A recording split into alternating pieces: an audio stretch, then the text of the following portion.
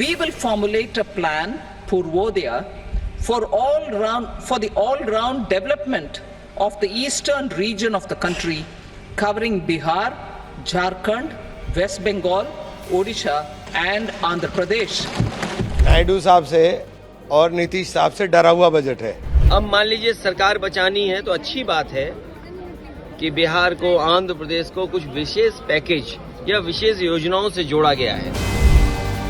नीतीश कुमार और चंद्रबाबू नायडू ने बनाई सरकार, मोदी ने दे दिया रिटर्न गिफ्ट। क्या दबाव में आकर मोदी सरकार ने बिहार और आंध्र प्रदेश को विशेष पैकेज दिया है?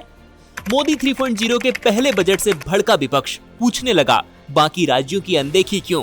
क्या मोदी नीतीश नायडू को नहीं मनाते तो गिर जाती केंद्र की एनडीए सरकार? आइए आपको बताते हैं।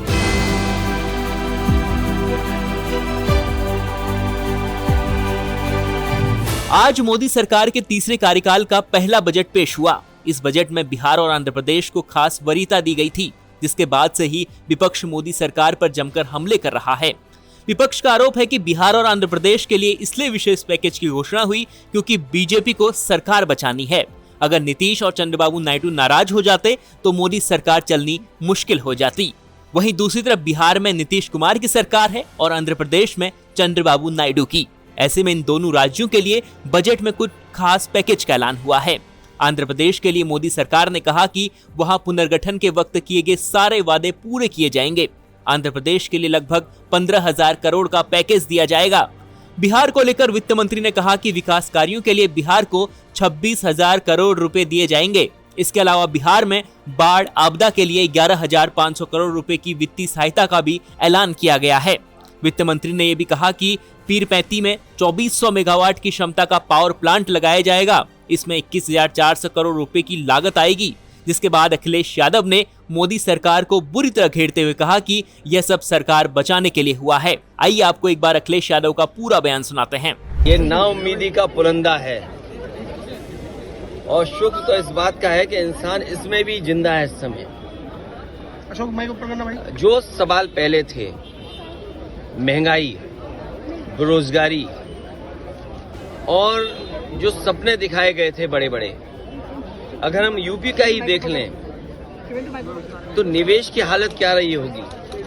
और जो बातें आंकड़ों के हिसाब से बड़ी बड़ी कही जाती हैं, जो इनके प्रोजेक्ट चल रहे होंगे, वो प्रोजेक्ट कोई समय पर पूरा नहीं हुआ है इनका। अब मान लीजिए सरकार बचानी है तो अच्छी बात है कि बिहार को, आंध्र प्रदेश को कुछ विशेष पैकेज या विशेष योजनाओं से जोड़ा गया है। लेकिन उत्तर प्रदेश जैसा प्रदेश जो प्रधानमंत्री देता है, क्या वहां के किसान के लिए कुछ बड़े फैसले हैं? किसान की फसल की पैदावार, उसकी कीमत के लिए क्या कोई इंतजाम है? कहने को तो याद होगा आप सबको कि पिछली बार कहा था कि मंडी और एग्रीकल्चर इंफ्रास्ट्रक्चर के लिए स्ट्रेंथन करने के लिए लाखों करोड़ रुपए हैं।